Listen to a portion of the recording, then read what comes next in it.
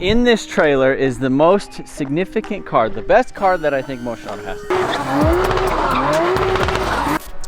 What's up guys, welcome back to the channel. Got a lot of stuff going on in this video. We're gonna be testing the S14 and making sure that it is good because we are going to the Ascend Festival at Pikes Peak International Raceway, which is June 27th and 28th. So at this event, there's gonna be drifting, drag racing, a huge burnout pit, a car show, and we're actually gonna have the 7.3 Mustang, the 2JZ S14, and we're gonna be bringing the entire track pack giveaway. So the truck, the trailer, as well as the BMW E36 drift car is gonna be there as well. We're gonna be selling merchandise in person. So if you guys wanna come get some last minute entries for a chance to win the track pack setup, be sure to come out. You can buy some stuff in person. If you guys are not local here in Colorado, you can buy stuff on the website, but the giveaway ends soon and we are gonna be drifting at the event this weekend. So if you guys are interested in any of that, there's gonna be some links in the description you can check out after today's video, but let's get on with it.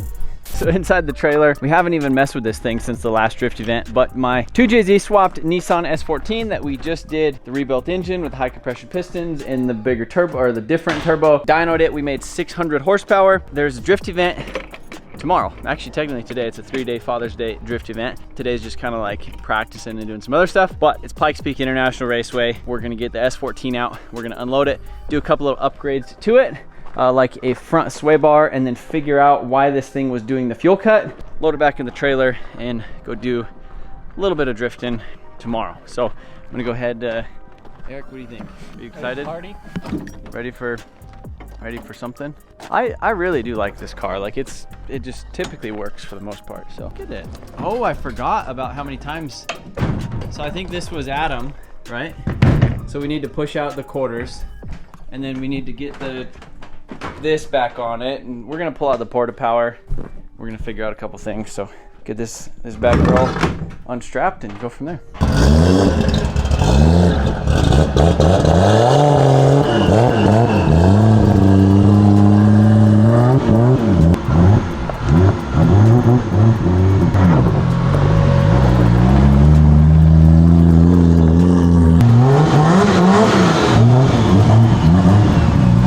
We got the S14 up on the lift, and one of the issues we were having at the last event was the fact that this freaking exhaust right here. So this is like an HKS like 3 1/4. I don't know, it's like an interesting size, but you can see the square flange went right there and then was banging on my axles, because these are 350Z axles in here. We need to, we just went ahead and cut it, but I want to get it a little bit past the diff so we're not like heating that thing up, or, you know, let's say it spills some oil, I want to catch on fire. So we're just gonna get it past here a little bit. That's kind of the goal. I kind of want to take off this resonator because it makes it a little bit quiet. Overall, the bottom of the S14 has probably seen a couple better days. Another thing we need to install is this GKTech front sway bar. Since I had the JZ in here, it won't fit with like an OEM sway bar because, you know, it just takes up too much space. So I've never been able to run a sway bar. At the last event, I was talking to LZ, and he told me, he said, hey, if you really want to grip up your car and make it feel a lot better with more side bite, he said install one of these sway bars from GKTech because it'll fit the front of the JZ, and then it will, he said it just basically keeps the car kind of planted a little bit to where like your side actually bites. Because right now, I think we're like 8K springs in the front and 4K in the rear. If I would have had, let's say like a 12K spring or a 16K spring in the front, I could probably get away with no sway bar. But I'm just taking advice from the man himself. So we're gonna go ahead and stick this fella on there and then do the exhaust. I'm gonna get an SD card into the BTI gauge so that way I can actually log some stuff, and we should be ready for this event. So we'll just continue. Hey, cut the noise over there. All right, so right up here in the front, sway bar is on, just bolts on right there like OEM, which is pretty freaking nice. Just bolted right on, no problem. So that fella goes right there, stick it on, and then now the little arms come out over here. Plenty of room for an angle kit. Bolt on right here to the factory arm, and we're good to go. So now we have a front sway bar, which I'm pretty stoked about. So we're gonna go ahead and weld a little piece of exhaust on it, right? Custom. Oh, man. So we're using this adapter now, huh? Well, that was what was on there. We don't have to. I guess we could just put it on there. I like that. You want just that guy there? I mean, I guess we could. Here, stick it on there and see what it looks like. A little bit warm, a little hot.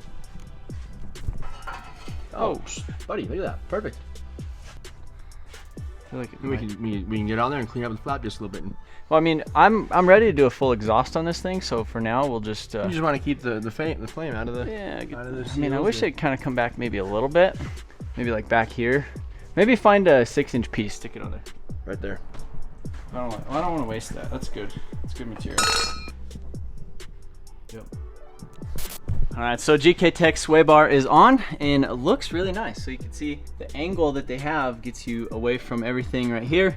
I've seen guys in the past weld, basically once they get this established, they just weld those on there. I don't think we're gonna have any issues with it, so I'm not gonna, but it is nice that this thing clears the JZ oil pan as well as my my ghetto power brace or whatever that we've actually welded on here twice. But yeah, everything's good with that. The other thing I did was the exhaust. I just welded a little thing. I figure kind of try to keep it as low as we can, but get the exhaust away from the diff, and this should kind of come out over here and spew all of the the smoke from the tire and maybe make it look a little bit more aggressive sort of deal. So that's the theory with that, but we're gonna go ahead and lower this thing down off the lift now and check the oil, check the fluids, make sure it's good, and then we're gonna load it in the trailer and go do some night drifting, right Jamie?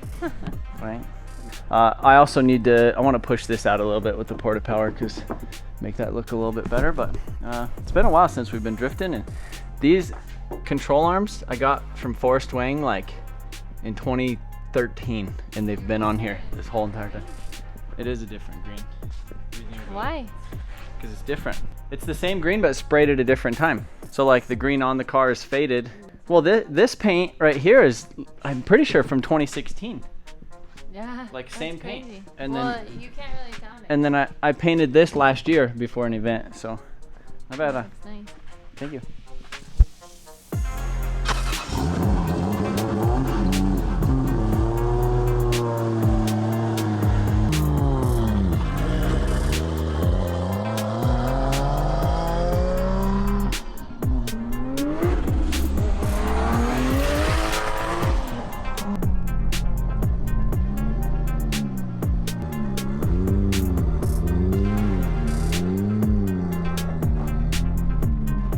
I think we're ready. I think you need to put fuel in it though. I think maybe the fuel swatch could have been the thing. Alright, so we made it out to the Drift Colorado. Out here they're actually doing a different layout than normal. So normally we do the big wide ones where it goes out here, but during the tandem competition today, it was actually up on the bank, and then they'd come through here and finish right here. So right now it's just kind of like the short course layout because they have an actual trailer over there, and then you could walk over into the middle of the track and watch from there or get camera footage or all that stuff from there, which is pretty cool.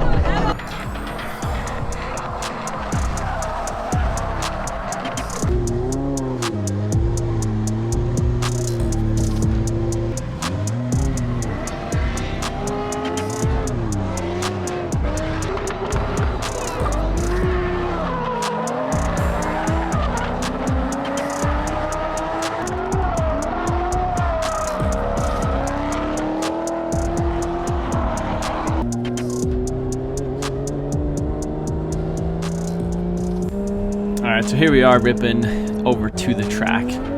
Pretty excited to rip the S14. It's been a little while. We had a fuel cut issue in the last video at the Slush Festival. So I was excited to get out in the S14 and see if we could duplicate that. And that's why I have my laptop right there in the passenger seat, so I could log all the runs and just see if we had like a fuel pressure issue or an ignition sort of issue.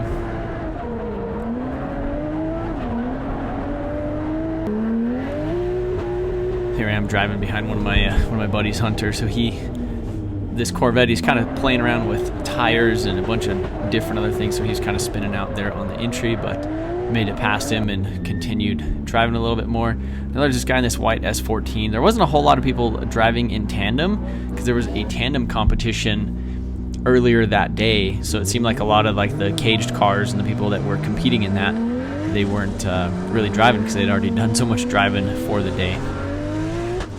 So it was cool that this guy wanted to tandem with me, so we hopped in, did a quick little lead follow with him. His car seemed pretty nice and had some nice smooth lines to follow, and definitely a little bit rusty. So one thing I definitely noticed about the car was the GKTech sway bar. It feels a lot better. Like Adam said, it feels like it definitely has a little bit more side bite, and I feel like the car is less of a roller coaster. You know, it doesn't have as much body roll as it had before, which makes sense because you have a sway bar on there. So here we are just kind of ripping. I'll let you guys listen to the Jay-Z for a second.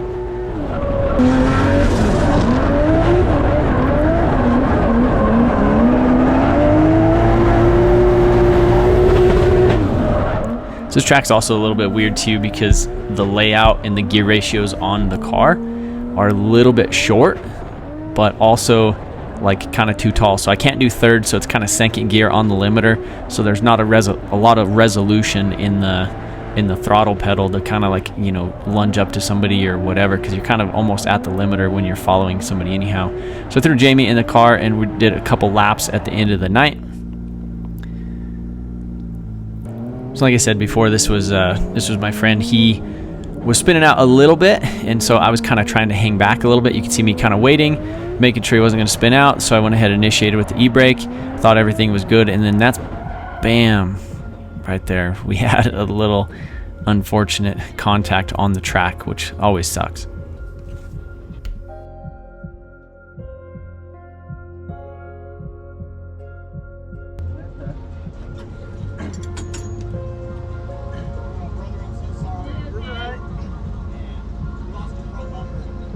Yeah.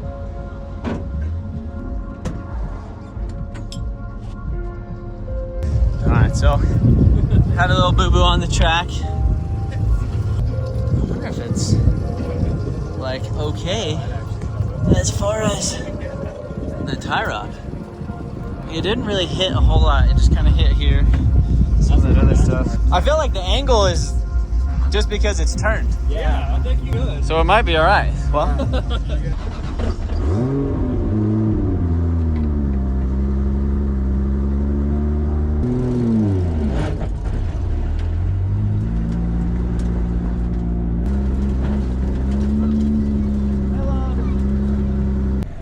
So this is a little bit of the damage.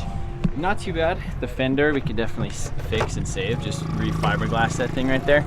And then underneath the hood, I think it's kind of like, you know, best case scenario depending on how everything looks. I believe the strut towers are okay. But right here, the dashboard just kind of saved everything. Coolant and everything still in it, intercooler still in it, and then pushed over the little thing. So I think we could pretty much hook on that and pull it over, and everything should be all right. Right? Yeah. How do you feel? Jamie was in the car with me. That was your First collision. first drift collision. So we're gonna get this thing loaded in the trailer, and then we'll. I think we could probably save the bumper too, but we'll see.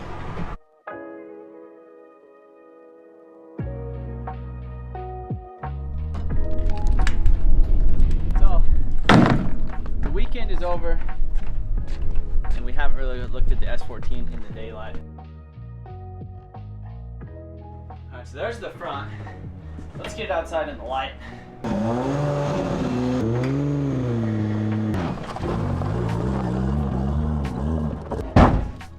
Alright, so I guess the biggest thing with the front now is most of the things that, I don't know, everything kind of looks okay.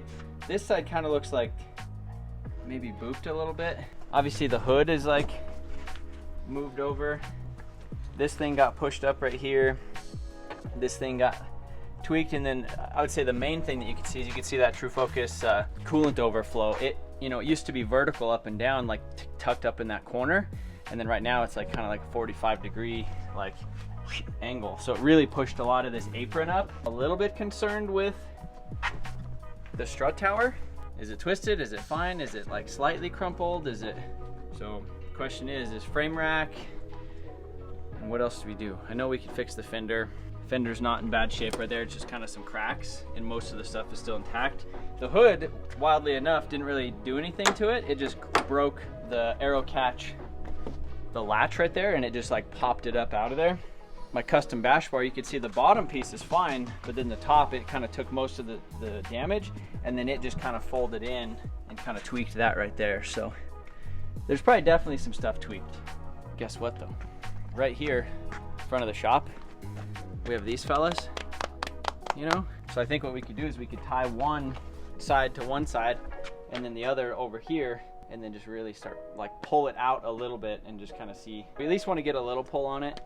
If not, we might need to take this thing to the frame rack.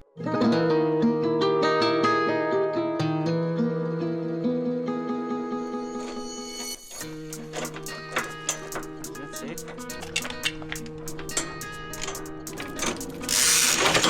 Oh. She's doing something.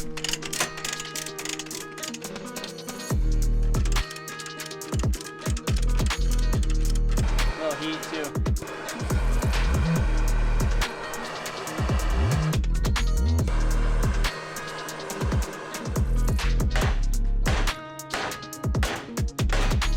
I think this is the only production True Focus Fab coolant overflow and we messed it up.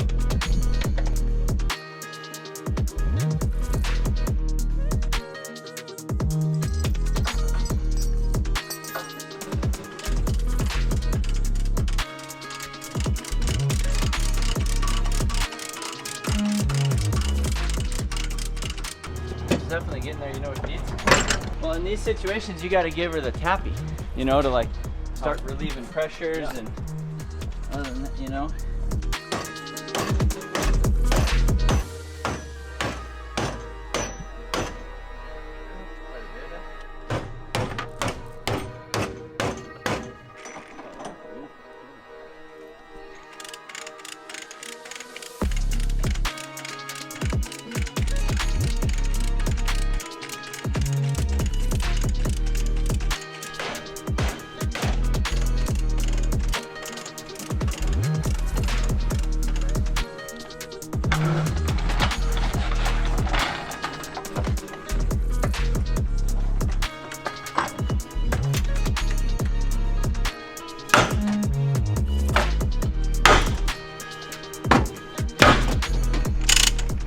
Tell them what's going on here. Well, what's going on here is you dink your stuff by wrecking into somebody. So now you're trying to undink it. Piece of paper, you crumble up into a ball, trying to make it a piece of paper again, a flat one. And in this case, it's not just flat. There's all types of different angles and holes and different, you know, curvatures and things. But right now he's trying to get everything straightened back out, so like the intercooler boot isn't, you know, up against the part of the radiator support where the headlight housing is. Trying to get it all kind of back to being copacetic, you know?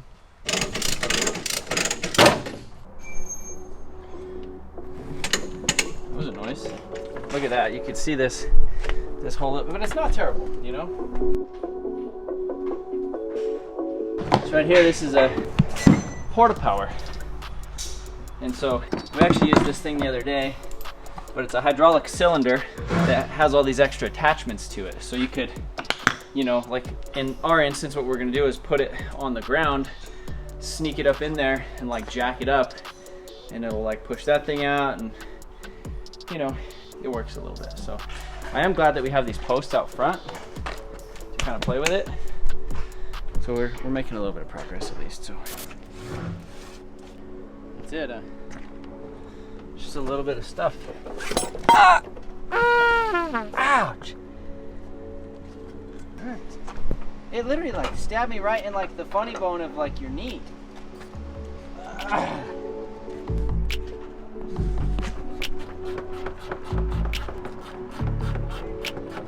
at all that.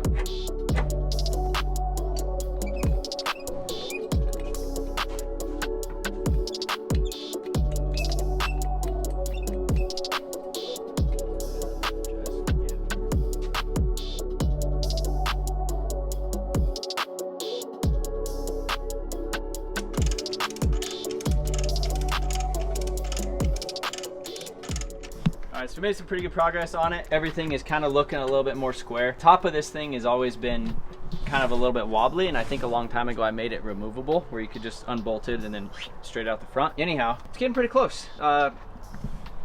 We had this little pinch that was like right underneath here. So I actually got these pliers from Milwaukee, and they're pretty sweet because they have these little ends in them.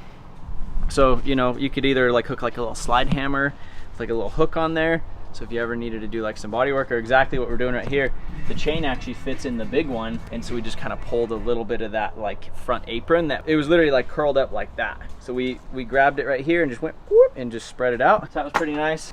Maybe spend a couple more minutes on this thing, and then I want to test fit like the fenders, the front bumper, and all that stuff, and make sure everything's gonna fit nice. Ready? Look at that, it's almost ready for to go in the hole.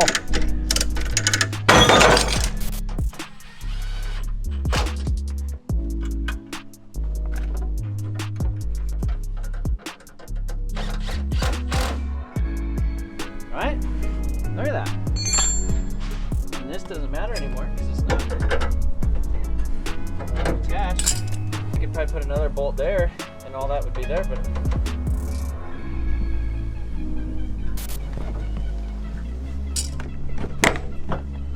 right.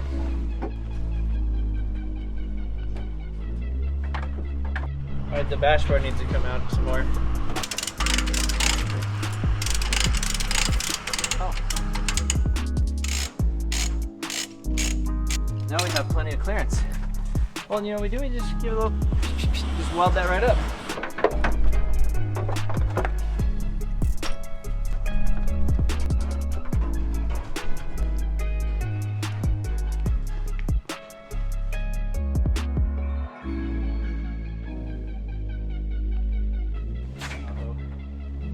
Bash bar doesn't fit with the 2F Super Doof kit. Broken headlight cap.